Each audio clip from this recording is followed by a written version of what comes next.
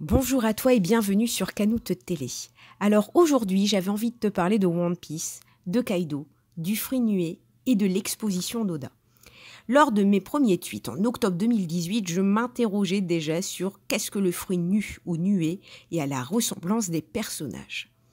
Est-ce que Oda a voulu nous spoiler dans l'exposition One Piece Art Nu? L'événement s'est déroulé en octobre 2017 à Kyoto, ville historique qui ressemble au pays de Wano. Donc déjà, je vais faire un rappel de cette exposition et nous allons tenter de découvrir s'il y a des indices cachés par Oda. Donc le titre de l'exposition en français, donc le One Piece Art Nu, Fleurs de la Bête, Princesse et Serpent. Les visiteurs sont invités à découvrir une histoire inédite racontée par Eiichiro Oda et décorée d'estampes et de dessins traditionnels. L'exposition parle principalement de 3 personnages, le prince Lark, la princesse Kiku et Toratsuguru. Donc l'histoire. Toratsuguru est responsable de la décoration florale de la famille d'Itaki, famille des Daimo, au pays de Wa. Ami d'enfance avec la princesse Kiku, donc la fille du Daimo, ils grandissent ensemble et développent des sentiments amoureux. Un soir, Toratsuguru a vu Lark assassiner le père de Kiku. Et Lark accusa Toratsuguru du crime. Il devient ainsi le nouveau Daimo. Et Toratsuguru est emprisonné et arrive heureusement à s'échapper la veille de son exécution. Ce dernier atterrit sur une plage, éclairée par la lune. Il aperçut un fruit mystérieux. Affamé, il mordit dedans et le fruit du démon le transforma en une créature, avec un visage de singe, le corps d'un tanuki, les membres d'un tigre et la queue du serpent. Le Tori Tori no Mi, modèle nu, type Zoan mythique.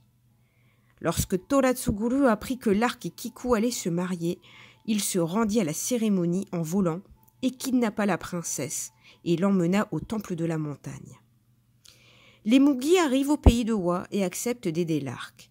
Luffy va au temple, combat Toratsuguru, celui-ci tombe dans un ravin et reprend sa forme humaine. Blessé, il est soigné par Chopper et révèle son passé aux Mugi. Luffy va en savoir plus et souhaite demander des explications à Lark. Tous transportés sur le dos de Toratsuguru, ils arrivent en assistant à la tentative de meurtre de Lark sur Kiku, celui-ci n'ayant plus besoin d'elle. Toratsuguru et Luffy sauvent la princesse et les amoureux sont réunis à nouveau. Les similitudes. Toratsuguru, alors il a une tenue japonaise traditionnelle, un physique assez fort, il a survécu à une chute le long d'une montagne.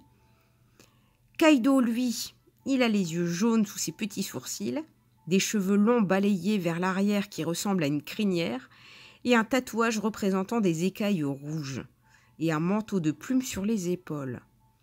Nu est décrit avec un cri étrange à celui d'une grive écailleuse. En japonais, donc le tori signifie oiseau, mais le rapport à la racine signifie que Nu peut voler. Donc le paradoxe, c'est que Nu représente une créature malveillante. Or, Toratsuguru a de bonnes intentions, contrairement à Kaido, qui est dépourvu de tout sentiment pour tout, que ce soit son équipage, la nature, le peuple.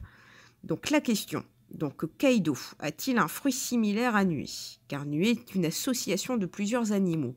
Et Kaido est surnommé l'homme aux 100 bêtes. Il est décrit comme la créature la plus puissante.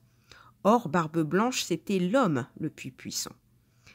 Donc le pays de Wa, qui ressemble à Wano, le temple de la montagne, toujours à Wano, et le fruit donc est de type Zoan mythique, tout comme le fruit de Kaido, qui s'est volé aussi. Finalement, Kaido a-t-il lui aussi un fruit du même type que celui-ci, imaginé par Oda?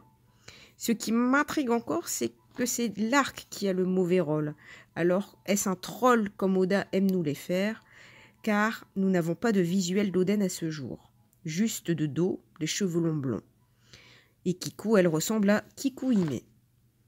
Voilà une piste, Nakama. Donc j'espère que tu as aimé ce petit voyage à Kyoto avec l'univers de One Piece. Donc merci de t'abonner et de rejoindre donc l'équipage Canute. Merci pour ton pouce et commentaires, ça fait toujours plaisir. Le Utip, n'oublie pas, c'est une cagnotte pour les futurs cadeaux des concours à venir sur la chaîne. Et je suis également disponible sur Insta, Facebook, Twitter, c'est comme tu préfères. Merci à toi, bonne journée ou bonne soirée, et je vous dis à très bientôt les Nakamas.